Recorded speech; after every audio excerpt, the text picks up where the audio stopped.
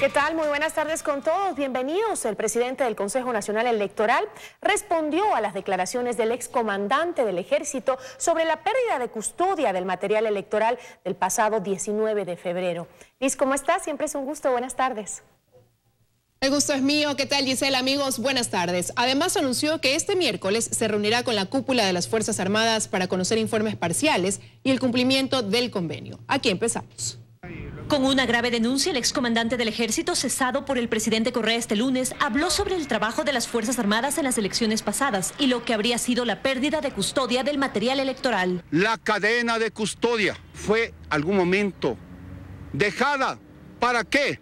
La empresa contratada con el Consejo Nacional Electoral meta en los biombos para las elecciones. Afirmación frente a la cual el presidente del CNE dio respuesta este martes. El general Castro está desinformado, al menos de unas declaraciones confusas sobre algo que no es real. No podemos permitir que hoy, 15 días luego de la elección, una persona saliendo señale y diga que no han tenido algún tipo de control en alguna fase. Eso es falso. Se ha cumplido los pasos y el protocolo sobre este proceso. Para conversar sobre esto y los informes, este miércoles anunció una reunión con la cúpula y el alto mando militar. Y que se dé a conocer cuál ha sido el cumplimiento de este convenio, porque cuando se dice no se cumplió la custodia, bueno, aclaremos, ¿quién no cumplió la custodia? Bajo ningún concepto el Consejo Nacional Electoral. Y ya sobre los preparativos para la segunda vuelta electoral, el presidente del CNE confirmó que el organismo sí realizará conteo rápido. Sin embargo, en caso de existir un empate técnico, no difundirán los resultados. Lo harán también con la Escuela Politécnica Nacional, pero adelantan que será una herramienta. Existe un contrato de primera vuelta y de segunda vuelta. Una vez que finalicemos la segunda vuelta, nosotros entregaremos los detalles de cualquier herramienta que tenga el Consejo Nacional Electoral. A días de iniciar la campaña electoral para segunda vuelta, el Consejo proclamó ya resultados para binomio y consulta popular. En el caso de asambleístas y parlamentarios andinos, esperan la resolución de causas pendientes. Han conocido 51, 49 resueltas, han pasado al área jurisdiccional, que es del Tribunal Contencioso Electoral, 20 causas. Sobre posibles procesos judiciales, el presidente del CNE dijo que se guarda ese derecho una vez concluido el próximo proceso electoral. En Quito, María Gracia Costa, 24 horas. Y en la Asamblea Nacional se generan reacciones de preocupación tras la salida del general Luis Castro. Oposición y también oficialismo pedirán más información al Consejo Nacional Electoral sobre la custodia militar.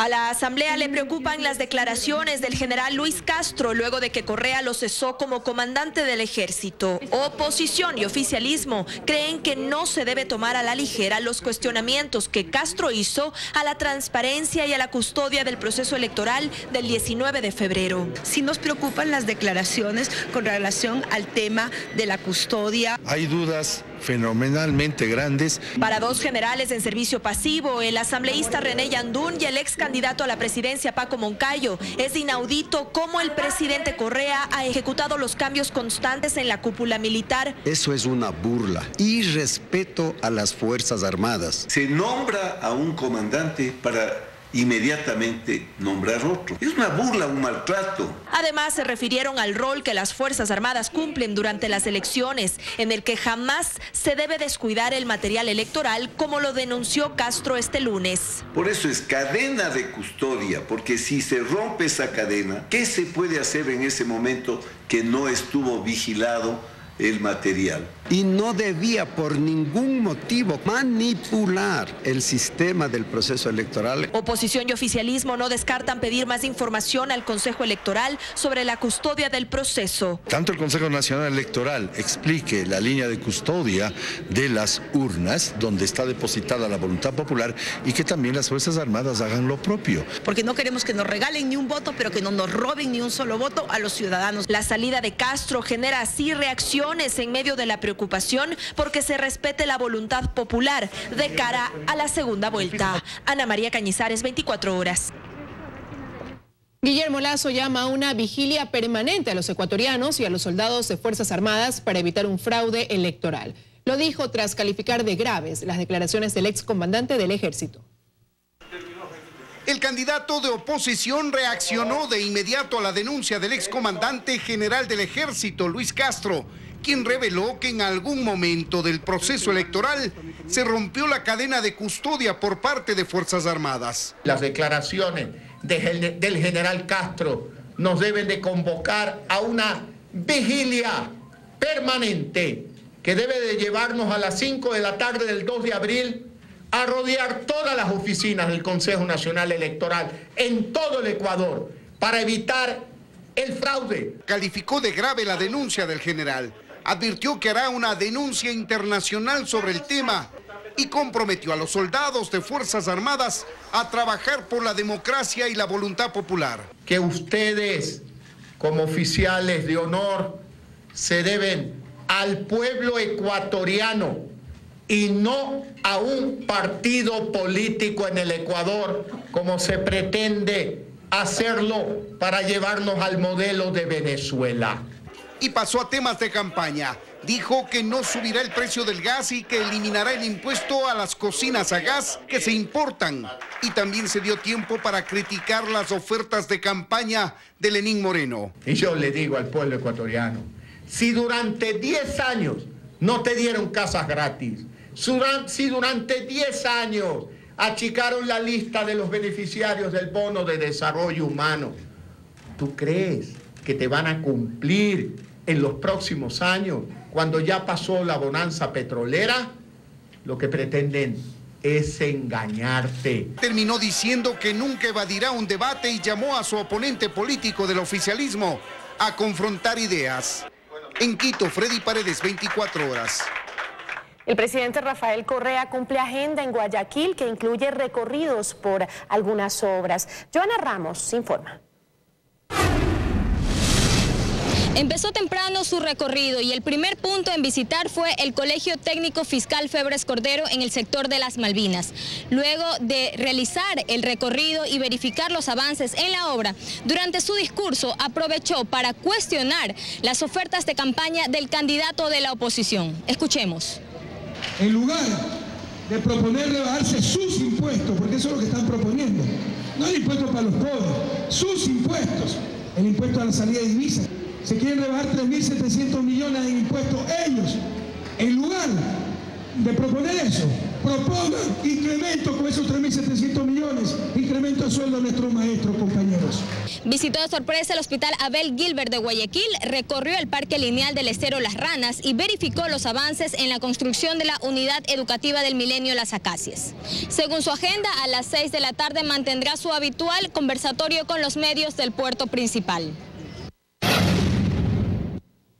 Y este miércoles se cumplirán 18 años del feriado bancario de 1999 sin que hasta la fecha se haya sancionado a los responsables. El gobierno señala al candidato presidencial Guillermo Lasso como uno de los actores principales, pero varios economistas aseguran que los verdaderos responsables son 2 colaboradores del actual gobierno. Estas imágenes se registraron en el Ecuador hace 18 años, cuando el gobierno vía decreto dispuso el cierre temporal de los bancos para intentar evitar así su quiebra por una corrida de depósitos. Somos gente pobre, hemos trabajado toda la vida, no deben estafarnos así. Miles y miles de clientes de los bancos reclamaban sus dineros frente a puertas cerradas. Las entidades financieras empezaron a otorgar créditos a sus propios accionistas para financiar con esos recursos diversos tipos de empresas y de unidades productivas. Entonces, con el paso de los años y debido a ciertas condiciones que se fueron dando en la economía, muchos de estos créditos ya no fueron pagados. Y es que la corrida de depósitos fue la consecuencia de un manejo irresponsable de algunos de los bancos de la época, aupados por la disminución del control estatal a través de la Ley General de Instituciones del Sistema Financiero, que había sido promulgada en el gobierno del arquitecto Sixto Durán Ballén. 17 de los 44 bancos de la época quebraron. Se estableció la dolarización, que pasó inicialmente de una cotización de 5.000 sucres por dólar a 25.000 sucres por dólar. Y se creó la Agencia de Garantía de Depósitos, la AGD, para responder por los depósitos de los clientes, pero lo que significó fue la quiebra de la Corporación Financiera Nacional, que fue obligada a recibir los denominados certificados de depósito reprogramados, CDRs. En el año 2007, hasta ese entonces habían transcurrido 8 años y no se había develado una pérdida de la CFN de 1.187 millones de dólares, que era toda la plata del mundo en esa época y que traído a valor presente ahora serían como 3.500 millones de dólares. Eduardo Valencia, que por pedido del presidente Correa presidió en 2007 una comisión para investigar el feriado bancario de 1999, libera de cualquier responsabilidad en el feriado bancario a Guillermo Lasso y señala sin ambajes como responsables a 2 personas que ocupaban cargos en el gobierno del expresidente Maguad y que actualmente forman parte de este gobierno. Responsables de haber hecho el decreto 1492, de haberlo ejecutado, de haberse beneficiado personalmente y luego de haberse cubierto porque los 2 funcionarios que yo le mencioné, Juan Falconi Puig, ministro de la producción de Maguad, y Pedro Delgado, que fue gerente de riesgos. Ahí hay una mala fe impresionante al querer involucrarme, porque no solo que yo no tuve que ver con el feriado bancario, yo no era funcionario, era un ciudadano común y corriente, ¿me explico? Si no era funcionario, ¿cómo podía algo tener que ver con el feriado bancario? Pero Eduardo Valencia sostiene que Falconi Puig tenía una doble función en el gobierno de Maguad y que fue él quien sugirió el texto del decreto del cual estaba encargado en 1999 Pedro Delgado. Habla de la ejecución de un decreto supuestamente por autorización mía que no fue consultado conmigo, pero que aunque yo hubiera sido quien daba esa autorización, era apenas un decreto encaminado a que los bancos que tenían dineros congelados de los depositantes los apliquen a las deudas. Son señalamientos de la historia reciente que 18 años después del feriado bancario aún no se establecen responsabilidades. Solo el expresidente Maguad tiene una sentencia que está en apelación, es decir, no está ejecutoriada. En Quito, Freddy Paredes, 24 horas. Empezamos este bloque de noticias contándoles sobre el fenómeno lluvioso que soporta gran parte del país y que continuará hasta mayo, según el INAMI. De acuerdo con expertos, se trata de una anomalía inusitada del clima. En Guayaquil, la intensa lluvia de ayer dejó un muerto y viviendas colapsadas.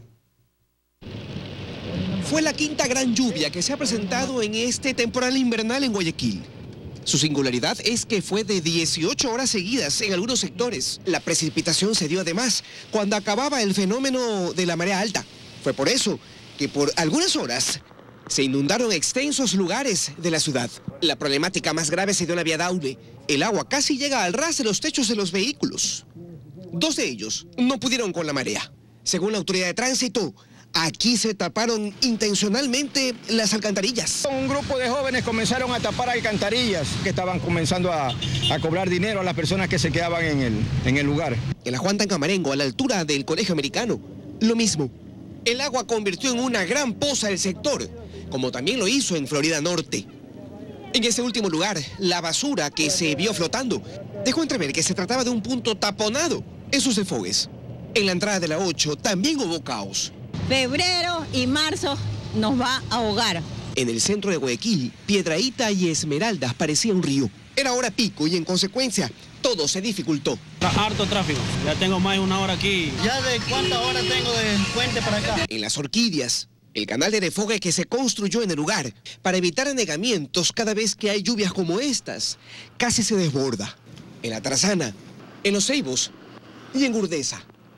Otra vez la inundación que antes no se hacía presente, anegó lo que pudo. Donde quiera que usted vaya, el trabajo esté posible. Incluso en los sectores altos, la lluvia afectó.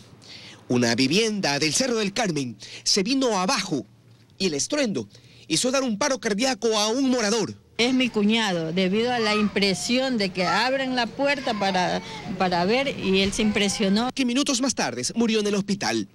El INAMI advierte que se trata de una anomalía en la que incide la temperatura del mar, 28 grados centígrados, 2 más de lo normal. Se extendería incluso hasta el mes de abril y podría, ahí atenuarse ya entrando la época poco lluviosa en el litoral ecuatoriano en el mes de mayo. Este jueves las autoridades del ramo se reunirán para definir el rango de este fenómeno que muchos piensan puede ser un fenómeno del Niño, suscitado a última hora.